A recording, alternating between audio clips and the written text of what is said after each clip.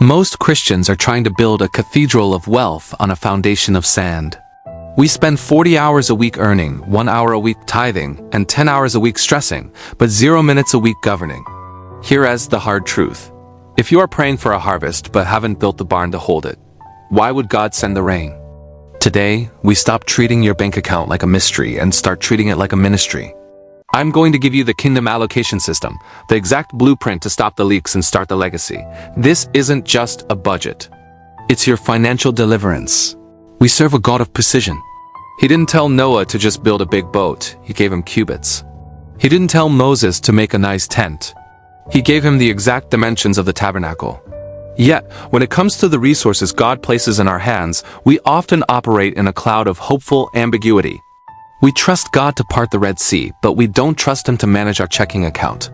That's not faith. That's avoidance. The broke steward isn't usually a lazy person. They're often a giving person who lacks a governance. You don't have a lack of money. You have a lack of direction. If your money doesn't have a mission, it will find a way to go AWOL. Think about the silent shame that keeps you from checking your balance. That shame isn't from God. God is the light, and light demands visibility. When you refuse to look at the numbers, you aren't trusting, you're hiding. In my last video, we looked at the secrets of wealth. Today we build the engine. We are moving from the accidental life to the architectural life. By the end of this video, you'll have a 4-step system to automate your obedience. Kill your anxiety and fund your future without feeling deprived. We are going to bridge the gap between your prayer life and your financial reality. If you're ready to move from surviving to stewarding, hit that subscribe button right now. We are building a community of believers who handle business so they can handle the Great Commission. The Bible says that if you are faithful in the unrighteous mammon, God will entrust you with true riches. But many of us are disqualified from the true riches, the spiritual weight and the big assignments because we haven't mastered the basic math of our own households. Stewardship is the prerequisite for increase. If you can't manage a stream, God won't give you an ocean. Let's start building the structure that heaven can trust. Step 1. The sovereignty seed 10%. The system begins with priority. In the world, you pay the landlord, the grocer, and the taxman first, then you give God the leftovers if there's anything left after the Friday night takeout. In the kingdom, we acknowledge the owner of it all before we touch a single cent. How to do it? The moment that deposit hits before the auto pay for Netflix. Before the mortgage, before you buy a coffee, the first 10% is moved. This isn't leftover money. It's hallowed money. Biblically, the tithe is not yours to decide what to do with. It is returned to the storehouse. This is the sovereignty seed. It's the spiritual tax that reminds your soul that you are a manager, not an owner. When you do this, you do something powerful in the spirit realm. You kill the spirit of mammon. Mammon is a spirit that wants to be your source. It wants you to stay awake at night wondering how you'll survive. By giving the first 10% away, you are telling your brain, your bills, and the enemy, money does not rule me.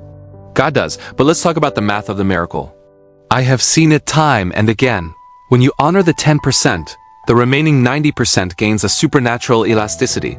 It stretches in ways that don't make sense on a calculator. You find favor with creditors. Your car lasts longer. You have the wisdom to avoid a bad investment. This isn't magic, it's alignment. When you align your first fruits with God's house, He aligns His protection with yours. Type priority in the comments if you're moving God from the bottom of your list to the top. Let's see who is making the commitment today. The offering is what comes after the tithe. That's where your generosity begins. The tithe is obedience. The offering is love. If you want to see God move in your finances, you have to stop treating Him like a charity and start treating Him like the CEO of your life. This 10% is the anchor of the entire 50-20-20-10 system. Without this anchor, the rest of the ship will eventually drift into greed or fear. Step 2. The essential engine 50%. Now we build the base. 50% of your take-home pay goes to the essentials engine. This is your survival. Rent, mortgage, groceries, basic transport, insurance, and minimum debt payments. This is the foundation that keeps your life stable so your purpose has room to breathe. The uncomfortable truth is that most modern Christians are living above their calling, meaning their lifestyle is so expensive that they can't afford to obey God if He told them to quit their job or go on a mission trip. If your needs are taking up 70% or 80% of your income, you are not living, you're suffocating. You are one car breakdown or one medical bill away from a crisis. The solution, you have to be surgical here. You either need to downsize the lifestyle or upsize the skill set. Kingdom stewardship means living within the 50%, so your purpose has room to move. This might mean driving a used car so you can have peace. It might mean saying no to a bigger house so you can say yes to a bigger calling. If this is making sense and you want more biblical strategies for your life, subscribe to the channel and turn on the notifications. We're deep diving into the how-to of kingdom life every week. We often call things needs that are actually preferences. You need shelter. You prefer the luxury apartment. You need transport. You prefer the leather seats and the turbo engine. There is nothing wrong with luxury, but there is something very wrong with luxury that costs you your peace and your margin. If you're overextended, type simplify below. We're going to find that margin together. Awareness is the first step toward deliverance. When you bring your expenses into the light of that 50% rule, the leaks become obvious. You'll see the subscriptions you don't use, the food waste you ignore, and the status payments that are keeping you broke. Step 3. The Freedom Fund, 20%. This is your war room. 20% of your income goes to debt destruction and future planting. This is where you stop being a consumer and start being a builder. The war. If you owe the bank at 20% interest, you are a servant. Proverbs 22:7 is not a suggestion. It's a description of reality. You cannot walk in full kingdom freedom while paying the interest tax to a system designed to keep you in the dark. Use this 20% to attack high-interest debt like a soldier. Snowball it. Kill the smallest debt first, then take that payment and crush the next one. This is the process of breaking the chains. The planting. Once the debt is dead, this money doesn't go back into the essentials category. It goes into investments, the barns of the 21st century. The servant with the 5 talents didn't just pray for more. He multiplied what he had through activity and wisdom. You cannot multiply what you consume. If you eat all your seeds, you will never have a harvest. This 20% is your seed for tomorrow's miracle. Share this video with one person who needs a way out of the debt trap. We're breaking the spirit of lack together. Think about the Joseph anointing. Joseph saved 20% during the years of plenty so that he could be the source during the years of famine. If you don't have a 20% allocation, you are vulnerable to the cycles of the world. But if you are consistently planting that 20% into savings and investments, you are building a reservoir. You aren't just saving for a rainy day. You are saving for a God opportunity. When a door opens for a kingdom investment or a business venture, you'll have the war room funds ready to move. Comment builder if you're ready to start investing in your legacy today. Step 4. The joy margin, 20%. Here is the part most financial gurus get wrong. They tell you to eat beans and rice and never see the sun until you reach 80 years old. But the kingdom is about hospitality and joy. God didn't create the world in black and white. He created it in technicolor. He gave us wine to gladden the heart and oil to make the face shine. The system. Use the remaining 20% for life. This is your hospitality margin. It's for eating out with friends, your hobbies, upgrades to your wardrobe, and personal rest. This is vital because if you make your budget a cage of misery, you will eventually rebel against it. You'll binge spend because you feel deprived.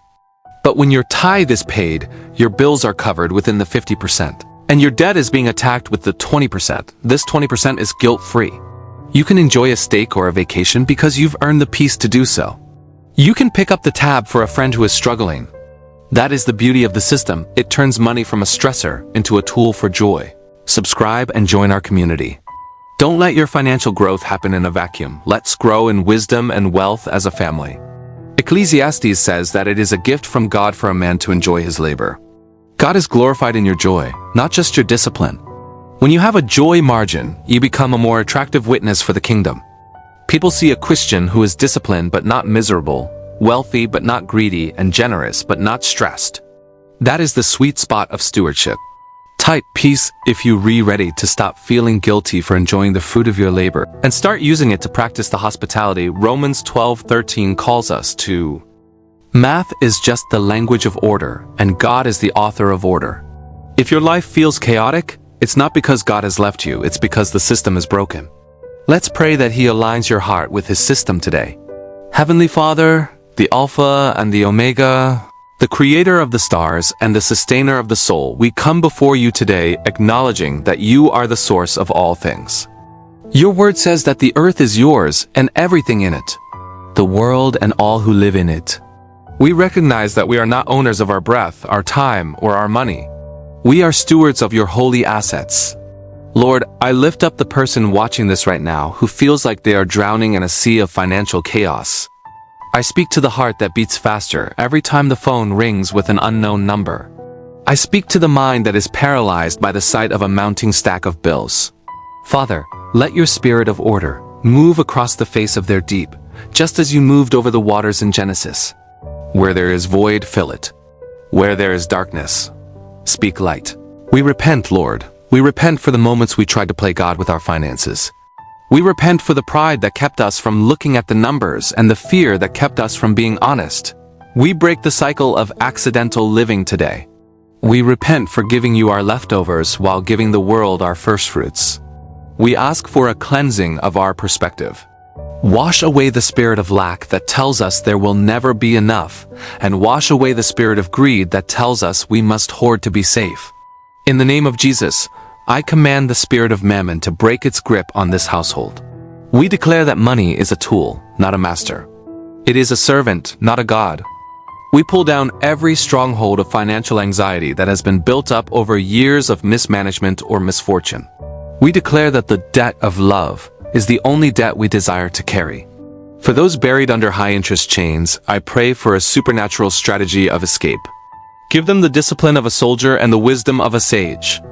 Let there be a divine acceleration in their debt elimination plan. Open their eyes to see the leaks and give them the courage to plug them without regret. Father, I pray for the income gap. For those whose needs currently outweigh their means, I ask for the Joseph anointing. Give them ideas that solve problems. Give them favor in the marketplace that cannot be explained by a resume alone. Open doors of opportunity that no man can shut. We don't just pray for a handout. We pray for the capacity to create value that honors you. Let them be like the servant with the 5 talents, bold, diligent, and expectant. Lord, teach us the beauty of the joy margin.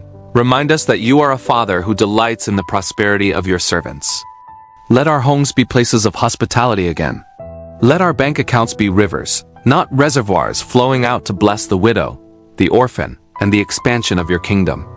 We declare that from this moment forward, our spending will reflect our values, and our savings will reflect our trust in your future assignments. We thank you for the 50-20-20-10 blueprint, not as a cage, but as a key. We thank you for the clarity that comes with kingdom order. We believe that as we are faithful in the small, uncomfortable details of our spreadsheets, you are preparing us for the weight of true riches. We step out of the cage of financial shame and into the freedom of your marvelous light.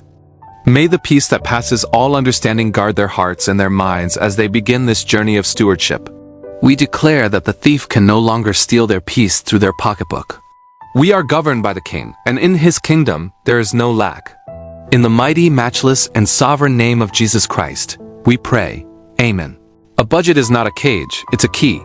It is the key that unlocks the door to radical generosity, unshakable peace, and obedience without the constant shadow of fear.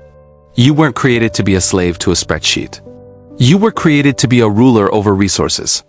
But you cannot rule what you refuse to manage. Today, we didn't just talk about money. We talked about authority. You have been given the blueprint. You have been given the system. And most importantly, you have been given the spirit of wisdom to execute it. The broke steward season of your life ends the moment you decide that God's order is more important than the world's optics. Now I want to challenge you. Don't just close this tab and go back to hoping things get better. Faith without works is dead, and prayer without a plan is just a wish. If this video gave you the clarity you've been praying for, I want you to do 3 things right now. 1. Subscribe to this channel. We are building a tribe of kingdom builders who refuse to be broke, stagnant, or confused. This is not just content. It's a community of transformation. 2. Comment the word steward below. When you type it, you're making a public declaration that you are taking back the territory the enemy has stolen through financial chaos. 3. Share this video. There is someone in your circle, a brother, a sister, a business partner, who is drowning in silent shame. Send them this lifeline. And finally, hit that notification bell. We have a series coming up on how to multiply that 20% future fund using biblical investment principles. And you do not want to miss the moment we move from saving to scaling. Thank you for trusting me with your time today. Go look at those numbers, build your engine, and remember, God doesn't just want to get money to you. He wants to get money through you. We are Hope Alive family, and I'll see you in the next video. Be bold, stay disciplined, and keep the kingdom first.